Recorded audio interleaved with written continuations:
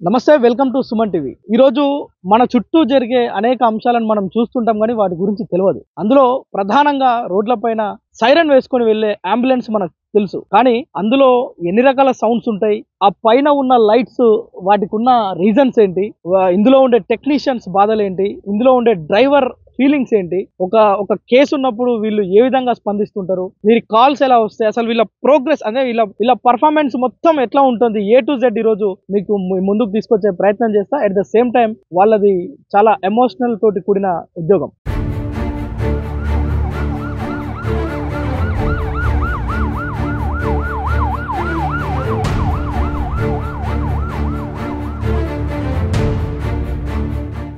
ఏదో సేవ చేయాలనే తపన ఉంటుంది లోపల. ఓవైపు జీతం తీసుకుంటున్నాం అంటే బరువు ఉంటుంది. ఈ రెండింటిని బ్యాలెన్స్ చేస్తూ అత్యవసరమైన పరిస్థితుల్లో ప్రమాదాలు జరిగినప్పుడు, లేదంటే మనం తెలుసు అంబులెన్స్ ను ఎందుకు ఫోన్ చేస్తాం, ఎందుకు ఉపయోగిస్తామో, అలాంటి సిచ్యువేషన్స్ లో వాళ్ళు ఎలా స్పందిస్తారు ఒకసారి మాట్లాడే ప్రయత్నం చేద్దాం. డ్రైవర్ తోటి, టెక్నీషియన్స్ తోటి లోపలికి వెళ్దాం. లోపల అంబులెన్స్ ఎట్లా ఉంటుందో కూడా చూపిస్తారు. జనరల్ గా అంబులెన్స్ బయట నుంచి చూస్తాం కానీ లోపల నుంచి చాలా మందికి తెలియదు. సో మన ముందు ఒక 108 వాహనం ఉంది. లోపల ఉండే ఫెసిలిటీస్, వారి గుండెల్లో ఉండే ఆ యొక్క బాధ, వారికి ఉండే ఆతృత, వారికి ఉండే ఆలోచన, వారు చేసే సేవ మొత్తం కూడా మీ ముందుకు తీసుకొచ్చే ప్రయత్నం చేస్తాం. రండి. రైట్, చెప్పాను కదా ఫస్టే, అంబులెన్స్ డ్రైవర్ ని పైలట్ అంటారు. విమానం నడిపేటోని కూడా పైలటే అంటారు. కానీ విమానం నడిపే ఆయన చేయలేని పనులు కొన్ని ఈయన చేస్తాడు. సో ఈయనను అందుకే పైలట్ అంటారు.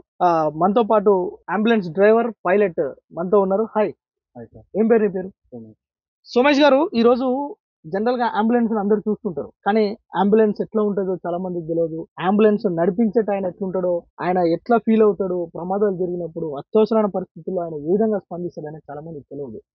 ఇంకొక పాయింట్ ఏంటంటే, ఈ సైరన్స్ కూడా డిఫరెంట్ సైరన్స్ వస్తాయి. పైన లైట్స్ డిఫరెంట్ ఉంటాయి. At the same time ambulance ని రివర్స్ రాస్తారు. ఇలాంటివన్నీ కూడా కొంత మనం జనానికి చెప్పే ప్రయత్నం చేస్తున్నాం. అది ఎంతకాలం నుంచి పనిచేస్తున్నారు మీరు? నేను ఒక 10 ఇయర్స్ 10 ఇయర్స్ నుంచి. ఎన్ని ప్రాణాలు పోతుంటే చూశారు, ఎన్ని ప్రాణాలను కాపాడగలిగారు? చాలా ప్రాణాలు కాపాడినాం సార్. తక్కువ ప్రాణాలు పోతుంటాయి. ఎప్పుడో ఒకటి అట్లా పోతుంటాయి. మీరు మీరు పైలట్ గా ఉన్న టైంలో అలాంటి సంఘటన ఏమైనా జరిగిందా? జరిగినాయి సార్. చాలా జరిగినాయి. కానీ చాలా ప్రయత్నం చేస్తుంటాం మేము. మాకు చిన్న డౌట్ ఉన్నా గానీ మేము తనని తీసుకొని హాస్పిటల్ పోయి ఆక్సిజన్ పెట్టుకొని మా పని మేము ఇద్దరం కలిసి లోపలికి తీసుకొనెళ్ళి చేస్తా ఉంటాం మేము. మీరు మీ టైమింగ్స్ ఎట్లుంటాయి మా సోమేష్ గారు? Timings 8 to 8 sir. మార్నింగ్ 8 నుండి ఈవినింగ్ 8 అట్లా ఉంటుంది సార్. 12 అవర్స్ డ్యూటీ ఉంటుంది మాకు. అవును. అంటే ఈ మార్నింగ్ నైట్ షిఫ్ట్ ఉంటాయా మీకు? ఎట్లా ఉంటుంది సార్. షిఫ్ట్ లేనా? అవును సార్. ఇప్పుడు మీరు ఈ 10 ఏళ్ల కాలంలో ఈ కేసు చూడొద్దు, నేను ఎందుకు ఈ ఉద్యోగం ఎక్కినరా అనే సందర్భం ఏమైనా ఉందా? ఉన్నది సార్. స్టార్టింగ్‌లో ఉన్నది. స్టార్టింగ్‌ల హైదరాబాద్‌లో చేసేవాడిని. అయితే ఒక బొలెరో యాక్సిడెంట్ అయింది. ఒక కాలువకట్టన ఇబ్రాహీంపట్నం దగ్గర. ఓకే. ఆ టైంలో చాలా చిన్న చిన్న పిల్లలు గుండ్లు చేయించుకొని వస్తున్నారు ఎస్టీ వాళ్ళు. ఒక డీసీఎం, కోలా డీసీఎం వచ్చి ఒక బైక్‌ని కొడితే ఇద్దరు ఆడనే చనిపోయారు. దాన్ని కొట్టలేక ఆ బొలెరో లోపలికెళ్ళిపోయింది. చెర్లకెళ్ళిపోయింది. వెళ్ళిపోయినప్పుడు మేము పోయి అందరిని ఏసుకొని, ఆ పిల్లలు చిన్న చిన్న పిల్లలు అసలు ఎట్లా అయితుందని అప్పుడు చాలా బాధపడ్డాను సార్. వాళ్ళని తీసుకొని నేను ఉస్మానియా హాస్పిటల్‌కి పోవడం జరిగింది సార్. చాలా మంది. ఎంతమంది ఉండే ఆ ప్రమాదంలో? బానే 10 మెంబర్స్ దాకా ఉండొచ్చు సార్. అందరు చనిపోయారా? ఇద్దరు చనిపోయారు సార్. మిగతా వాళ్ళకందరికీ దెబ్బలు చిన్న చిన్న పిల్లలకి. ఆ పిల్లలు 10 మంది పిల్లల్ని తీసుకొని పేరెంట్స్‌ని కూడా తీసుకుపోలే. అందరిని ఏడ తీసుకుపోతామని అంతవరకు ఎక్కించుకొని తీసుకొని వెళ్ళిపోయాం సార్. మా పక్కన సంతోష్ నగర్ అక్కడ హాస్పిటల్‌లో వాళ్ళు ఆగిపోయారు. ఇద్దరు శవాలున్నోళ్ళు ఆడ కుట్టేటట్టు పానం ఉంది ఏసుకోరంటే ఆ టైంలో నైట్ టైము ఆళ్ళనేసుకొని తీసుకొని నాకు ఫస్ట్ టైము అసలు ఏంది అన్నా అంటే ఆ ఇద్దరు అటు చూస్తే 2 శవాలున్నాయి. అట్లాంటి భయం అనేది ఉన్నది సార్. అంత హృదయ విదారకమైన సంఘటన. ఆ టైంలో అసలు ఏమనిపించింది మీకు అసలు? చాలా భయమేసింది సార్. బాధ అనిపించింది. నేను ఆ పిల్లల్ని సేవ్ చేసినన్న సంతోషం ఉంది మళ్ళా తర్వాత. 2 బాడీలు కూడా ఉస్మానియా తీసుకుపోయి అక్కడ అడ్మిట్ చేయడం జరిగింది. ఆ రోజు అసలు నేను ఇందులో ఎందుకొచ్చినా నేను అసలు ఫస్ట్ ఆ భయం సిట్యుయేషన్, ఆ సీన్‌లో ఒక్కోడు కొడితేందుకు వస్తున్నారు.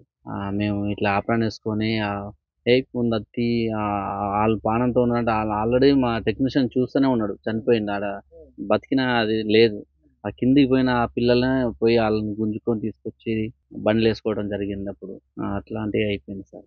ఎంతమంది ఉంటారు బండ్లో నార్మల్ గా ఎమర్జెన్సీ కాల్స్ వచ్చేటప్పుడు? ఇద్దరం ఉంటాం సార్. ఎవరెవరు ఉంటారు? టెక్నీషియన్, పైలట్ Pilot ఇద్దరం ఇద్దరు ఉంటాం. ఉంటారు. మీకు కాల్ వచ్చినప్పుడు ఎవరు రిసీవ్ చేసుకుంటారు మామూలుగా? ఈఎంపీ టెక్నీషియన్ చేసుకుంటాడు. టెక్నీషియన్ ఆ, చేసుకుంటారు. అయితే ఇక్కడ చాలా మందికి తెలియని విషయము, ఈ ముందల అంబులెన్స్ రివర్స్ లో రాసి ఉంటది, ఎందుకని? ఎదురు మేము మాకంటే ముందు వెహికల్ మిర్రర్ లా కనిపిస్తుంది సార్, అంబులెన్స్ వస్తున్నది అని. దానికోసం అది రివర్స్ రాసి పెడతాం. అదే దీనిలో రివర్స్ ఉంటే ఆ ఆపోజిట్ mirror లా ఇట్లా చూసుకుంటే అంబులెన్స్ అని సరిగ్గా కనిపిస్తుంది. అవును సార్, అందుకోసమేనా? అంతే సార్. అయితే ఈ ఈ సైరన్స్ కూడా ఎందుకని డిఫరెంట్ డిఫరెంట్ ఉంటాయి మీ దాంట్లో? 3 ఆప్షన్ ఉంటాయి సార్. అది రెడ్, బ్లూ, వైట్ వస్తుంది. ఓకే. అది ఈ సైరన్ కూడా 3 ఉంటాయి సార్ మనకి. Siren, Low. లైట్, లైట్ అక్కడనే 3 కలర్స్ ఉంటాయి, ఇక్కడ కూడా ఇక్కడ 3 స్టెప్లు ఉంటాయి సార్. 3 సౌండ్స్ ఉంటాయి. 3 sounds. ఎందుకని ఇందులో 3? స్పీడ్ పోయినప్పుడు ఒక సైరన్ వేసుకుంటే అది ఎక్కువ వెళ్ళిపోతుంటది, ఆ బ్లింకింగ్ అనేది ఎక్కువ వస్తుంటది సార్. కొంత ఏమో స్లో ఉన్నప్పుడేమో ఒకటే సైరన్ వస్తుంటది, అట్లా వాడుతాం సార్ దాన్ని. దానికి సంబంధించి ఇదేనా మొత్తం కూడా? ఇదే సార్. ఇది ఎవరు యూజ్ చేస్తారు? అది మేమే చేస్తాం సార్. ఎదురుగా వెహికల్ వస్తే ఆ వెహికల్ నెంబర్ TS29 అని ఇట్లా మేము వెహికల్ నెంబర్ చెప్తాం సార్. ఎమర్జెన్సీ ఉంది, మీరు సైడ్ ఇవ్వండి సార్ అని చెప్తే దాంట్లో చెప్తే పెద్దగా వినొస్తుంది ఏదైనా సార్. ఎమర్జెన్సీ ఉన్నప్పుడు దీన్ని వాడేస్తాం. అంటే హారన్ కొడితే కూడా జరగని ఆయనకి మనకు జరగనప్పుడు చెప్పేస్తాం మేము అట్లా. బండి నెంబర్ చెప్పేసి మీరు ఆ, అనౌన్స్ చేస్తారు. చేస్తాం సార్. అది ఎమర్జెన్సీ అవును సార్, అంతే.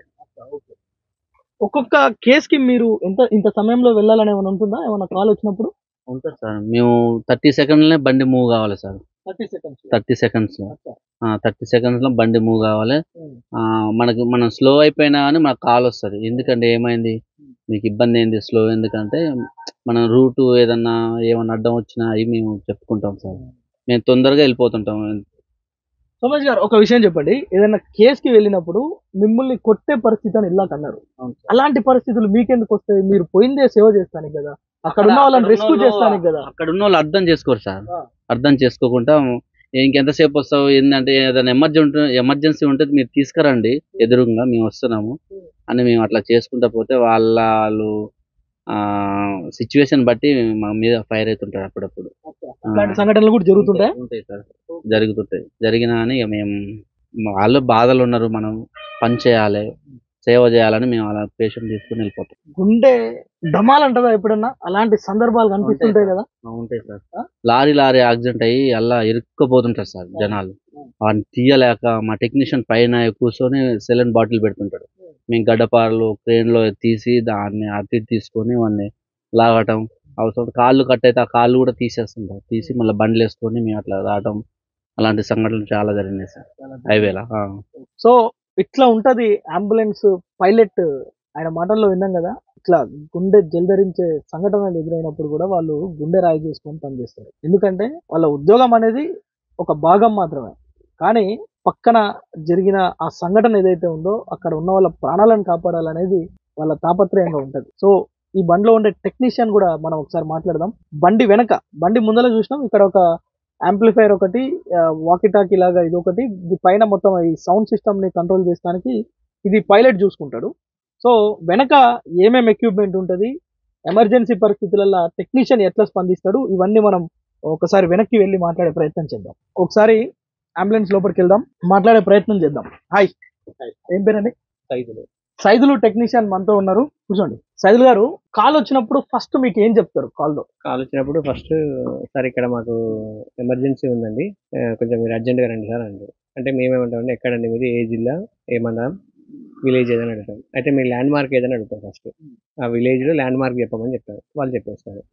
వితిన్ 13 సెకండ్స్లో మేము వెహికల్ మూవ్ అవుతుంటాం, రన్నింగ్లోనే మాట్లాడుకొని కాన్ఫిడెన్స్లో వెళ్తుంటాం. ఇప్పుడు ఒక్కొక్కసారి ప్రమాదం జరిగినప్పుడు 3-4 చనిపోతుంటారు, 4-5 అత్యవసర పరిస్థితుల్లో వాళ్ళ చికిత్స అందించాల్సి వస్తుంది. అట్లాంటి సందర్భాలలో మీరు ఎట్లా మేనేజ్ చేస్తారు?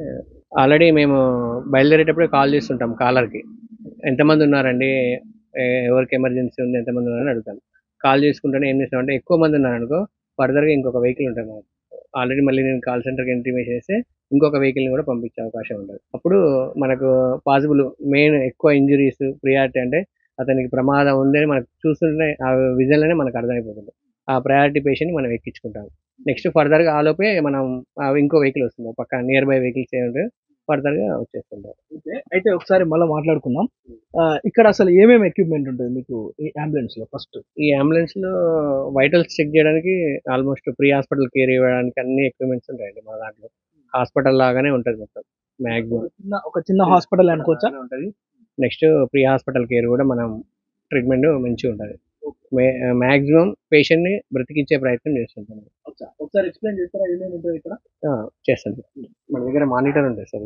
ఇది దేనికి ఇది మానిటర్? ఈ మానిటర్ అనేది పేషెంట్ యొక్క వైటల్స్ అంటే బీపీ, పల్స్ ఇవన్నీ చెక్ చేయొచ్చు. Okay. Okay. Patient monitor. Next next దీంతో పాటు మనకు ఆర్బీ ఈ ర్యాక్స్ ఉంటాయి అనమాట. ఈ ర్యాక్స్లలో ఏముంటాయంటే ఫస్ట్ ర్యాక్ లో మెడిసిన్ ఉంటుంది. మనకు ప్రీ హాస్పిటల్ ఇవ్వడానికి కావాల్సిన మెడిసిన్ అంతా ఉంటుంది ఇందులో.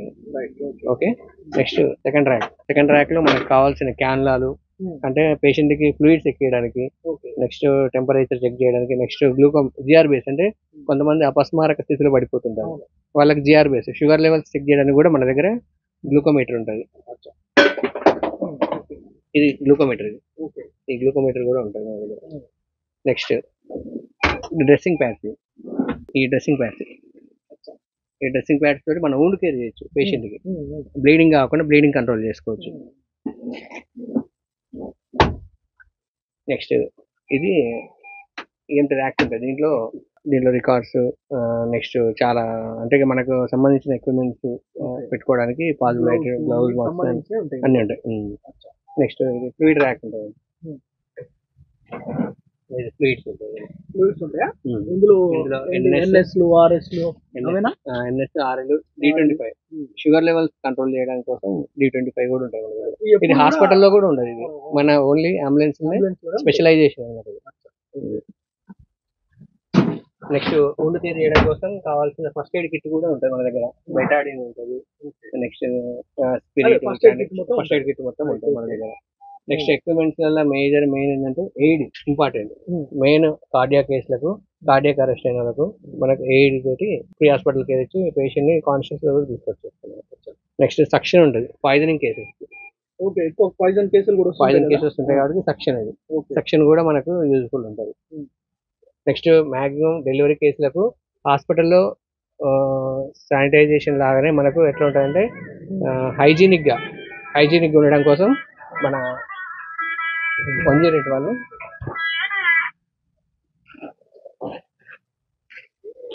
వాళ్ళు ఒక కిట్ ఇస్తారు, డెలివరీ కిట్ అని. దీంట్లో 15 ఐటమ్స్ ఉంటాయండి. ప్రతిదీ హైజీనిక్ ఉంటుంది. దీంట్లో ప్రతిదీ మనకు హైజీనిక్ ఉంటుంది. పేషెంట్ డెలివరీ అయ్యే టైంలో మనం దీన్ని యూజ్ చేస్తాం. ఒక్క కేసుకి ఒక కిట్ మాత్రమే యూజ్ చేస్తాం. ఇట్లా చేశారా మీరు ఎప్పుడన్నా? చాలా కేసులు, దాదాపు నా 15 years ఎక్స్పీరియన్స్ లో దాదాపు ఒక 300 to 400 డెలివరీస్ చేయొచ్చు. 300 to 400 డెలివరీస్ చాలా. నేను ఫస్ట్ నిజామాబాద్ చేశానండి. నిజామాబాద్, హైదరాబాద్, ఇప్పుడు నల్గొండ ప్రజెంట్. నేను దాదాపు 300 to 400 దాకా delivery cases with RTA emergency. Wheels అంటే మనకు స్ట్రెచర్స్ అనమాట. ఇవి స్ట్రెచర్స్ మనకు ఒక 5 దాకా ఉంటాయండి. ఇది కొలాప్సిబుల్ స్ట్రెచర్ అంటారు. ఈ పేషెంట్ ని మనం షిఫ్ట్ చేసుకోవడానికి ఈజీ ప్రాసెస్ అనమాట. నెక్స్ట్ స్పైన్ బోర్డ్ అంటే ఏదైనా వెన్నుపూసకు నెక్స్ట్ ఫర్దర్ గా ఇంజురీ కాకుండా ఉండడం కోసం ఈ స్పైన్ బోర్డు వాడతాం మనం. ఇది పీడియాట్రిక్, ఇదేమో అడల్ట్. ఇదేమో నెక్స్ట్ స్కూప్ స్ట్రెచర్. పేషెంట్ ఇప్పుడు ఆర్టీఏ కేసు అయిపోయింది, ఏదైనా ఇంజురీస్ అయితే బాగా అతను లేవలేని పరిస్థితులు ఉన్నప్పుడు దీన్ని స్కూప్ స్ట్రెచర్ అనేది పిన్ సిస్టమ్ తోటి ఓపెన్ చేసి. ఆర్టీఏ కేసు అంటే రోడ్ ట్రాఫిక్ యాక్సిడెంట్స్ ఉంటాయి కదా, యాక్సిడెంట్స్, ఆర్టీఏ. ఈ కేసెస్ ని ఏం చేస్తామంటే మనం స్కూప్ స్ట్రెచర్ ద్వారా తీసుకెళ్తాం. అతనికి కదలలేని పరిస్థితులు ఉంటాడు, పట్టుకోలేడు, లేపితే లేవలేడు. అట్లాంటప్పుడు మూమెంట్ కోసం ఈ స్కూప్ స్ట్రెచర్ వాడతాం. ఇది అటెండర్ సీట్ ఉంటుందండి. మామూలుగా పేషెంట్ వాళ్ళు కూర్చోవడం కోసం పేషెంట్ అటెండర్. దీంట్లో ఎక్విప్మెంట్స్, ఆక్సిజన్ ఎక్కడ ఉంటుంది? ఆక్సిజన్ ఇక్కడ ఉంటుందండి. ఇదంతా ఆక్సిజన్. ఈ 2 సెట్టింగ్స్ ఆక్సిజన్స్ ఉంటాయి. ఎంత మందికి పెట్టవచ్చు ఒకసారి? 2 బౌల్స్ ఉంటాయి, పెట్టుకోవచ్చు. 2 సెట్టింగ్స్ ఉంటాయి. 2 సెట్స్ ఉంటాయి. ఒక ఎమర్జెన్సీ ఇద్దరికి పెట్టచ్చు ఎమర్జెన్సీలో. జనరల్ గా మీరు ఎక్కువ మంది ఉన్న ఇన్ఫర్మేషన్ ఉంటేనేమో ఫర్దర్ గా ఇంకో అంబులెన్స్ కి సమాచారం ఇస్తారు. అట్లా లేని పక్షంలో కూడా ఒక్కొక్క దగ్గర 4-3 ఇంజురీ అయి ఉంటారు. ఉంటే ఏం చేస్తామంటే ఫస్ట్ అక్కడ వాళ్ళకు ఫస్ట్ ఎయిడ్ చేస్తాం. కొంతమందికి మెయిన్ ప్రయారిటీ పేషెంట్ ఎవరంటే బాగా ఇంజురీస్ అవుతాయండి. హెడ్ ఇంజురీస్, బాగా ఆంపుటేషన్స్ అంటే కాలు విరియడం, కాలు కట్టుకోవడం అట్లాంటి వాళ్ళని ఫస్ట్ షిఫ్ట్ చేసుకుంటాం మనం. వాళ్ళ ద్వారా ఏమైందంటే వాళ్ళకి ఫస్ట్ ట్రీట్మెంట్ అనేది ప్రీ హాస్పిటల్ కేర్ అనేది తొందరగా అందుతుంది. వాళ్ళకి ఏంటంటే బ్లీడింగ్ కంట్రోల్ చేసుకునే అవకాశం ఉంది. సైదుల్ గారు మీ స్టడీ ఏంటి? నాది బీఎస్సీ బీజెడ్సీ అండి. ఈ డ్యూటీ ఈ జాబ్ చేస్తానే చదువుకున్నారా మీరు? కాదండి, ఇది ఆల్రెడీ మనం డిగ్రీ అయిపోయిన వాళ్ళని తీసుకుంటారు ఇందులో. అయితే మనకు స్కిల్స్ ఒక 5 స్కిల్స్ మనకు అక్కడ ట్రైనింగ్ లో నేర్పుతారు. దీనికి సంబంధించి ఒక 90 డేస్ ట్రైనింగ్ ఉంటుంది. ఒక 90 డేస్ ట్రైనింగ్ లో మనకి ఇవన్నీ స్కిల్స్ నేర్పుతారు. సైదన్న, అయితే ఈ ఎక్విప్మెంట్ అంతా ఒక పేషెంట్ ని కాపాడడానికి ఉపయోగపడుతుంది అంటారు. అవును సార్. మనము ఎందుకు అంటున్నాం అంటే గవర్నమెంట్ అంబులెన్స్ లో సరైన వసతులు కూడా ఉండవు అని కొంతమంది కామెంట్ చేస్తుంటారు. నిజమేనా? లేదు సార్, మన వెహికల్ లో మాత్రం అన్ని వెహికల్స్ ఎక్విప్మెంట్స్ డైలీ చెకింగ్ ఉంటుంది, మెడిసిన్ చెకప్ ఉంటుంది.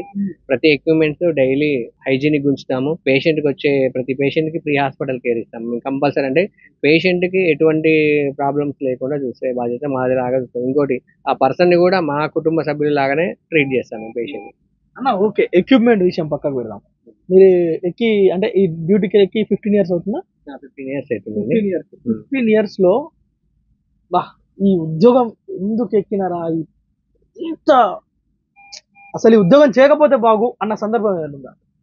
ఇంతవరకు అయితే రాలేదండి. డ్యూటీలో ఉన్నప్పుడు అయితే ఆ విషయం అయితే ఎన్నడూ అనుకోలేము మేమైతే. ఎందుకంటే ఆ సిచ్యువేషన్ అనేది మన ఫ్యామిలీ మెంబర్స్కే కావచ్చు, మన ఫ్రెండ్స్కే కావచ్చు, ఎవరికో కానీ ఆ పేషెంట్ని ట్రీట్మెంట్ చేయాలి, మనం ఎంతసేపటికి కాపాడాలనే ప్రయత్నం ఉంటుంది. కానీ ఇక వేరే విషయాలు మనం చేయొద్దు అనే ఫీలింగ్స్ అయితే ఏముండవండి. అంటే మాక్సిమం మీరు దారుణాది దారుణమైన సంఘటనలు చూస్తుంటారు. బా, ఈ ఉద్యోగంలో ఉండబట్టి ఇంత దారుణం చూడాల్సి వచ్చారా అన్న అలాంటి దారుణమైన సంఘటనలు ఏమైనా ఉన్నాయా? చాలా ఉన్నాయి సార్. చాలా కేసులు చూసాము. ట్రైన్ యాక్సిడెంట్ కేసులు చూసాము, లారీ యాక్సిడెంట్ చూసాము, బర్నింగ్ కేసులు చూసాము. నెక్స్ట్ మన పాయిజనింగ్, సూసైడ్, మోనో ఇట్లాంటి తాగిన వాళ్ళకి చూసాము. చాలా అసలు ఆ కేసులు చూస్తే భయంకరమైన కేసులు అనమాట. చూసి తట్టుకోలేము అనమాట. నెక్స్ట్ ఆంపుటేషన్, కాళ్ళు కట్ అయిన కేసులు చూసాము. నెక్స్ట్ లారీలో, నెక్స్ట్ క్యాబిన్లలో ఇరుక్కుంటారు డ్రైవర్స్, మమ్మల్ని బతికేయండి సార్ అని ఉంటారు. వాళ్ళ కోసమైనా మేము వాళ్ళకు ఫర్దర్ గా ట్రీట్మెంట్ చేయాలంటే అందులో నుంచే ఫ్లూయిడ్స్ కూడా ఎక్కించిన రోజులు ఉన్నాయి. చాలా వరకు అసలు పేషెంట్ ని కాపాడే ప్రయత్నం చేస్తామని మనం ఎటువంటి ఆలోచనలు పెట్టుకోకుండా first pre hospital care, bleeding కాకుండా చూసుకోవడం, ఇవన్నీ చాలా చూసాము. ఇట్లాంటివి చాలా 200కు పైగా మీరు అంబులెన్స్ లోనే డెలివరీలు చేసిన అన్నారు కదా, ఎన్ని ప్రాణాలు కాపాడుంటారు? అంటే ఇంకొక క్షణం లేట్ వస్తే చనిపోతాం రా, మనం రాబట్టి ప్రాణం బతికింది అన్న సంఘటనలు ఎన్ని ఉంటాయి? ఆ విషయాలకు వస్తే నెక్స్ట్ ఇప్పుడు ప్రజెంట్ డెలివరీ సార్. ఆ డెలివరీ అనేది ఆడవాళ్ళకి పునర్జన్మ. మన అంబులెన్స్ ఉండడం వల్ల చాలా సేఫ్టీ అయింది సార్. దానివల్ల ఇంకొక ప్రాణాన్ని కూడా మనం కాపాడుతున్నాం దానివల్ల. ఎందుకంటే మన అంబులెన్స్ లో డెలివరీలు చాలా చేశాము. ఆ డెలివరీ చేసినప్పుడు వాళ్ళ యొక్క ఫీలింగ్స్, సార్ మాకు ఈ హాస్పిటల్లో కూడా ఇన్ని ఫెసిలిటీస్ ఉన్నాయి సార్, మీ దగ్గర ఇన్ని ఉన్నాయి అని వాళ్ళు దండం పెట్టి కాళ్ళు మొక్కిన రోజులు కూడా ఉన్నాయి సార్. కానీ మేము ఏది ఆశించకుండా మేము నిస్వార్థంగా సేవ చేస్తాం ఈ విషయంలో. మాకు కూడా కొత్త బేబీస్ ఇట్లాంటివి వచ్చినప్పుడు కూడా మాకు కూడా ఒక కొత్త ఫీలింగ్ అనిపిస్తుంది. సంతోషం అనిపిస్తుందా వాళ్ళని చూసినప్పుడు? అసలు ఆ బేబీ నవ్వుతుంటాడు, క్రయింగ్ అయినా సరే మనకు మంచిగా అనిపిస్తుంది. ఎందుకంటే మనం వాళ్ళని సేఫ్ జోన్ లో ఉంచుతున్నాం. ఆ బాధ అంతా మర్చిపోతాం కదా ఆ టైంలో. మనకి ఎన్ని ఫ్యామిలీ ప్రాబ్లమ్స్ ఉన్నా అట్లాంటివి చాలా మంచిగా అనిపిస్తుంది ఫీలింగ్స్. నెక్స్ట్ ఈ పాయిజనింగ్ కేసెస్, నెక్స్ట్ ఈ బర్నింగ్ కేసెస్, వాళ్ళు కూడా కాపాడండి సార్, మాకు ఇట్లా ఇబ్బంది అవుతుంది అన్నప్పుడు కూడా మాకు మా కుటుంబ సభ్యులే అన్న ఫీలింగ్ తోటి వాళ్ళకి ట్రీట్ చేస్తున్నాం. కానీ వాళ్ళు బర్న్ అయ్యేది అనుకోకుండా జరిగితే పర్లేదు, కానీ అనుకోని చేసుకున్న వాళ్ళు కూడా మిమ్మల్ని బతలాడతారు కదా, ఆ మంటలకు తట్టుకోలేక. ఇంకా ఎక్కువ సార్ వాళ్ళు లాస్ట్ మూమెంట్ లో సార్ మేము ఏదో తొందరపడ్డాం కానీ సార్ మాకు ఏదో ఒక ప్రయత్నం చేసి మమ్మల్ని బతికింది సార్. రీసెంట్ గా జరిగిన కొన్ని సూసైడ్ కేసులలో, పాయిజనింగ్ కేసులలో కూడా నేను రియల్ గా చూసాను సార్. వాళ్ళు ఏమంటున్నారంటే, సార్ మేము తొందరపడ్డాము కానీ నేను బతకాలి సార్, నా వల్ల చాలా ఉపయోగం సార్ కుటుంబానికి అని చాలా మంది అన్న వాళ్ళు కూడా ఉన్నారు. సో అంటే నేను ఈ విషయం ఎందుకు అడిగినా అంటే సైదుల్ గారిని, చాలా మంది క్షణికావేశంలో తమ ప్రాణాలను తీసేసుకుందాం అని తొందరపాటు చర్యలకు పాల్పడతారు. నేను ఇప్పుడే చనిపోతా, రైలు పట్టాలు ఎక్కేస్తా, ఆ సమయంలో కాళ్ళు కోల్పోయి లేదంటే మంట అంటించుకుంటారు. అగ్ని ప్రమాదం వాళ్ళే పెట్రోల్ పోసుకొని సూసైడ్ చేసుకోవాలనే ప్రయత్నం చేస్తుంటారు. వాడు పోసుకునేటప్పుడు ఆవేశంలో పోసుకుంటారు, కానీ పోసుకున్నాక ఆ మంటలకు నా ప్రాణాలు కాపాడండి అంటే పైకి బాగానే ఉన్నప్పటికీ లోపల శరీరం అంతా కుళ్ళిపోతుంది కదా, మొత్తం ఉబ్బిపోతుంది, ఖరాబ్ అయిపోతుంది. నెక్స్ట్ ఆ మంటకి బాధ తట్టుకోలేకపోతుంటారు. కానీ వాళ్ళని చాలా వరకు మనం wound కేర్ చేస్తాం అనమాట. వాళ్ళకి ఎంతసేపటి wound కేర్ చేసి మనం ట్రీట్మెంట్ చేసుకుంటూ బ్రతికించే ప్రయత్నం చేస్తున్నారు సార్.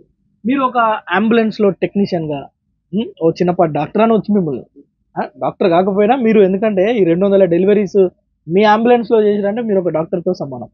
అట్లా ఆత్మహత్య ప్రయత్నం చేసే వారికి మీరేం చెప్తారు? ఈ ఆత్మహత్య అనేది సార్, దీనికి ఒక చిన్న లాజిక్ ఉంటుంది సార్. ఎట్లా అంటే హాస్పిటల్లో బెడ్ మీద ఉన్న రోగిని అడిగితే తెలుస్తుంది సార్ ఈ ఆత్మహత్య ఎందుకు చేసుకోవాలనేది. చేసుకోవాలి. ఎందుకంటే చెప్పిన వాళ్ళు ఏమనుకుంటారంటే, ఇప్పుడు నేను బయటికి వెళ్ళి మంచి హాయిగా ఉంటే వాళ్ళలాగా ఉండాలనే కోరిక ఉంటుంది. హాస్పిటల్లో బెడ్ మీద ఉంటే అర్థమైంది సార్ అది. కానీ వాస్తవానికి అయితే ఆత్మహత్య అనేది చాలా మహాపాపం. ఇది చేసుకోకూడదు కూడా. ఎవరైనా వాళ్ళు చేసుకున్నారు అంటే వాళ్ళ ఇంటెన్షన్ అది. కానీ తర్వాత చాలా బాధపడ్డ వాళ్ళు కూడా ఉన్నారు. నెక్స్ట్ ఇట్లా చాలా మంది ఒక 1 month 2 months బతికి మళ్ళీ చనిపోయిన వాళ్ళు కూడా ఉన్నారు. కొన్ని సూసైడ్ కేసులు, మెయిన్ ఈ గడ్డి మందు, సూసైడ్, మోనో ఇట్లాంటి తాగిన వాళ్ళు ఏమైందంటే ప్రజెంట్ ఒక 1 month రికవర్ అయినా కానీ ఆ 1 month తర్వాత చనిపోయిన వాళ్ళు కూడా ఉన్నారు. ఆ 1 month లో మేము ఫీడ్బ్యాక్ తీసుకుంటే వాళ్ళు ఇట్లా మంచి సేఫ్ జోన్ లో ఉన్నాం సార్, కానీ లోపల ఇన్ఫెక్షన్స్ కావడం, వాళ్ళకు ఫర్దర్ గా ఆర్గాన్స్ డ్యామేజ్ కావడం, ఇట్లాంటి జరగడం వల్ల చనిపోతున్నారు వాళ్ళు. అందుకోసం మేము ఎవరైనా సరే ఆత్మహత్య అనేది చేసుకోకూడదు. ప్రతి ఒక్కరు ఏదైనా ప్రాబ్లమ్స్ చాలా సార్లు రెస్క్యూకి వెళ్ళినప్పుడు కొంతమంది మీ పైన దాడి చేస్తారని కూడా నేను విన్నా, వాస్తవమా? అవును సార్. వాళ్ళకి ఆ టెన్షన్ లో ఏం చేస్తారంటే లేట్ అయిందనో, నెక్స్ట్ మీరు తొందరగా పట్టట్లేదనో. కానీ మనకు కొన్ని ప్రోటోకాల్స్ ఉంటాయి సార్. ఆ ప్రోటోకాల్స్ ని బట్టి మనం ఫాలో అవుతాం. నెక్స్ట్ డైరెక్ట్ పేషెంట్ దగ్గర వెళ్ళడం అనేది జరగదు. మన సీన్ సేఫ్టీ చూసుకోవాలి ఫస్ట్. సీన్ సేఫ్టీ లేదు మనం డైరెక్ట్ వెళ్ళడానికి లేదు. నెక్స్ట్ అక్కడ కొన్ని ఎలక్ట్రికల్ షాక్స్ ఉంటాయి, మనం డైరెక్ట్ సీన్ లోకి మూవ్ అవడానికి లేదు. ఎందుకంటే అది మనకు ఫర్దర్ గా మనకి ఇంజురీస్ అది. మనం ఏదో చేయడానికి వెళ్తాం కానీ మనకి ఇంజురీస్ అది. దాన్ని బట్టి మనకు బేసిక్ ప్రోటోకాల్స్ ఉంటాయి. బేసిక్ ప్రోటోకాల్స్ పాటిస్తేనే మన పేషెంట్ షిఫ్ట్ చేసుకోవడానికి, వాళ్ళకి ట్రీట్మెంట్ చేయడానికి మనకి ఈజీ ప్రాసెస్ ఉంటుంది. మనకున్న టెక్నిక్స్ ని బట్టి వాళ్ళని మూవ్ చేస్తాం పేషెంట్స్ కూడా. ప్రతి ఒక్క పేషెంట్ కి ఒక్కొక్క ట్రిక్స్ ఉంటాయి సార్. మనం ఒక స్ట్రెచర్ తీయాలన్నా కూడా ఒక టెక్నిక్ ఉంటుంది. ప్రతిదీ మన ఈఎంటీ పైలట్ కోఆపరేషన్ తోటి స్ట్రెచర్ మూవ్ తీయాల్సింది, షిఫ్ట్ చేయాల్సింది పేషెంట్. బై అటెండర్ స్టాండర్డ్స్ ఎవరైనా ఉంటే వాళ్ళ హెల్ప్ తీసుకుంటాం. ఏదన్నా బాగా హెవీ చాలా మంది ఉంటుంది. కానీ చాలా దారుణమైన ఘటనలు కొన్ని జరిగినప్పుడు, ఆ బొక్కలు లేదంటే ఇరిగి బయట పడిపోయినప్పుడు, ఆ ఊడిపోయి అక్కడ కింద పడ్డప్పుడు, లేదంటే తలకాయ పలిగినప్పుడు పక్కనున్న వాళ్ళని కనీసం అది మీ స్ట్రెచ్చర్ పట్టుకోవడానికి కూడా రమ్మంటే రాని సందర్భాలు ఉంటాయా మీకు? అవును సార్, అట్లా చాలా మంది ఉన్నారు. పక్కన నిలబడి వీడియోలు తీస్తుంటారు కానీ కనీసం హెల్ప్ కూడా చేయరు. అట్లా కనీసం అక్కడ మనిషి చనిపోతున్నారు, బ్లీడింగ్ అవుతుందమ్మా, బ్లీడింగ్ అన్న ఆపండి మేము వచ్చేవారికి అంటే కూడా వీడియోలు తీస్తారు కానీ ఎవరు ఆపే ప్రయత్నం చేయరు. అంబులెన్స్ టెక్నీషియన్ గా అట్లాంటి వాళ్ళకి మీరు ఏం చెప్తారు? ఎప్పుడైనా సరే మనకు ఈ సెల్ఫీలు, వీడియోస్ ఇట్లాంటివి అనేది శాశ్వతం కాదు. మనకు ప్రాణం ముఖ్యం. ఆ గోల్డెన్ అవర్ అనేది ప్రతి ఒక్కరు యూటిలైజ్ చేసుకుంటే ప్రతి ఒక్క పేషెంట్ మనకు సేఫ్ జోన్లో ఉంటాడు. మీరు ఏదైనా ఆర్టీ కేసు అయిందని అక్కడ వీడియోలు తీయడం కాదండి. ఫస్ట్ అక్కడికి ఏమైంది, హెడ్ ఇంజరీ ఉందా, ఏమైంది, అతన్ని స్టేబుల్గా ఉంచాలంటే ఏం చేయాలి, బ్లీడింగ్ అవుతుంటే ఏం చేయాలి, ఇట్లాంటి కొన్ని టెక్నిక్స్ మనకి ఇప్పుడు మీడియా, యూట్యూబ్ చాలా ఉన్నాయి. మీరు ఇప్పుడు రీసెంట్గా వస్తుంది బాగా సిపిఆర్ గురించి మాట్లాడుతున్నారు. ఇదే విధంగా ప్రతి ఒక్క ఆర్టీఏ కేసు అయినా సరే, ఒక సిపిఆర్ గురించి అయినా సరే ప్రతి ఒక్కరికి అవగాహన రావాలంటే ఆ వీడియో మాధ్యమాలలో జరిగే కొన్ని సంఘటనలు మీరు చూసైనా మారాలి. ఈ వీడియోలు, సెల్ఫీలు అనేది చాలా ఇబ్బందికరంగా ఉంటుంది. నెక్స్ట్ దానివల్ల ఒక ప్రాణాలు పోయే పరిస్థితి కూడా ఉంటుంది. మీరు అదే ఆ వీడియో సెల్ఫీ తీసే బదులు ఒక 108కి కాల్ చేయండి, ఒక 108కి కాల్ చేయండి, ఒక అంబులెన్స్కి కాల్ చేస్తే మీరు పేషెంట్ ప్రాణాలు కాపాడినట్టు ఉంటుంది. మీరు 100 కన్నా కాల్ చేయండి, పోలీసు వాళ్ళ హెల్ప్ అన్న తీసుకుని, లేకపోతే 108 కన్నా కాల్ చేయండి, మీకు మంచి ప్రథమ చికిత్స జరుగుతుంది, మీరు హాస్పిటల్లో తీసుకెళ్తారు. ఓకే, అయితే మీరు ఒక టెక్నీషియన్ గా 15 సంవత్సరాల నుంచి సర్వీస్ లో ఉన్నారు. అరే ఈ జాబ్ కాకుండా ఇంకొక జాబ్ లో ఉంటే బాగుండన్న సందర్భాలు ఎప్పుడైనా ఉన్నాయా? సార్, నాకు స్టార్టింగ్ లో నాకు ఉన్న సిచ్యువేషన్ బట్టి నాకు చాలా అంటే ఒక పూర్ ఫ్యామిలీ నుంచి వచ్చాను. వచ్చినప్పుడు నాకు ఇది ఒక ఉపాధి లాగా దొరికింది. నెక్స్ట్ ప్రజలకు సేవ చేస్తున్న ఫీలింగ్ తోటి నేను ఇంతవరకు జాబ్ బంద్ చేసుకోలేదు. వాస్తవానికి నాకు చాలా ఇబ్బందులు పడ్డ రోజులు కూడా ఉన్నాయి. కానీ నేను నా బాధని దిగమింగుకొని నేను ప్రజలకు సేవ చేయాలని ఈ సర్వీస్ ఎంచుకున్నాను. ఇప్పటికి కూడా ఇదే ఫీల్డ్ లో ఉన్నాను. నాకు చాలా కొన్ని ఆఫర్స్ వచ్చాయి కానీ వెళ్ళలేదు. కానీ నాకు ఫస్ట్ ఇందులోకి వచ్చినప్పుడు కొంత విసుగు అనిపించిన తర్వాత ఈ సేవనే చేయాలనిపించింది, ప్రజలకు సేవ చేయాలనిపించింది. నాకు ఇంకొకటి, నా సర్వీస్ లో నేను ఎంతో మంది ప్రాణాలు కాపాడినండి. నాకు నేను ఈ డ్యూటీకి ఎక్కిన కాంచి చాలా మంది లైఫ్ సేవింగ్ చేశారు. ఇంట్లో భార్య పిల్లలతో ఎప్పుడైనా ఏదైనా సందర్భం మీరు అనుకుంటారా? నేను ఇంటికి దిగిపోయేటప్పుడు చాలా మంది లేట్ అయితే కేసు వచ్చింది. నెక్స్ట్ ఇంకొకటి కరోనా టైంలో నేను ఎంతో మందిని కాపాడి కొన్ని వందల కేసులు షిఫ్టింగ్ చేసిన నేను. నువ్వు ఇంటికి రావద్దని అన్నాను, ఇంట్లోకి రావద్దు, నువ్వు మన ఇంట్లో పిల్లలు ఉన్నారు వాళ్ళకు కూడా కరోనా వస్తుంది. కానీ టైం గార్డ్ ఏంటంటే నాకు కరోనా అనేది రాలేదు. మళ్ళీ మీ 3 వ్యాక్సిన్స్ మేము ఫస్ట్ వేసుకున్నాము. మాకు మా ఫ్యామిలీ మెంబర్స్కి ఎవరికి కరోనా కూడా రాలేదు. నేను ప్రోటోకాల్స్ పాటించడం వల్ల పేషెంట్స్ లైఫ్ సేవ్ చేశాను, నేను సేవ్ అయ్యాను. ఎంతో మందిని కరోనా టైంలో కూడా చాలా మందికి హెల్ప్ చేశాను, కాపాడాను కూడా. ఎప్పుడైనా ఇలాంటి కేసులు ఇంత దారుణంగా వచ్చింది, లేదంటే ఒక బిడ్డకు జన్మనిచ్చినాము అట్లాంటి సందర్భాలు మీ భార్య పిల్లలకి చెప్పినప్పుడు వాళ్ళు ఎట్లా ఫీల్ అవుతారు? నేను చెప్పడం కాదండి, నేను ఫొటోస్ కూడా షేర్ చేశాను సార్.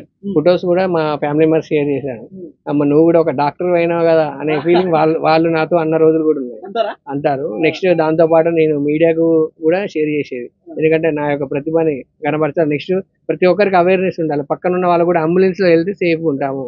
ఒక డెలివరీ అయినా సరే, ఒక పాయిజన్ అయినా సరే, ఈవెన్ ఒక కడుపు నొప్పి అయినా సరే సార్, అది 24 hours కడుపు నొప్పి కూడా ఉంటుంది. ఒకసారి తెలియక అట్లనే ఉంటుంది. చాలా వరకు అయితే మేము ప్రజలకు అవేర్నెస్ కావాలనే చేస్తున్నాం సార్ ఏదైనా. ఓకే అండి, ఇప్పుడు కేసు వచ్చింది మాకు ఒకటి. ఏంటి కేసు ఇప్పుడు? అవును సార్, మాకు ఇలా కేసు రావడం వల్ల ఇలా సైరన్ బర్జర్ సౌండ్ వస్తుంది. ఇదే ట్యాబ్ సార్, ఇది కాల్ వచ్చేసింది సార్. మాకు ఇప్పుడు కాల్ వచ్చింది, మేము వెళ్తాము. రైట్ ఓకే, మీరు వెళ్ళండి. ఓకే.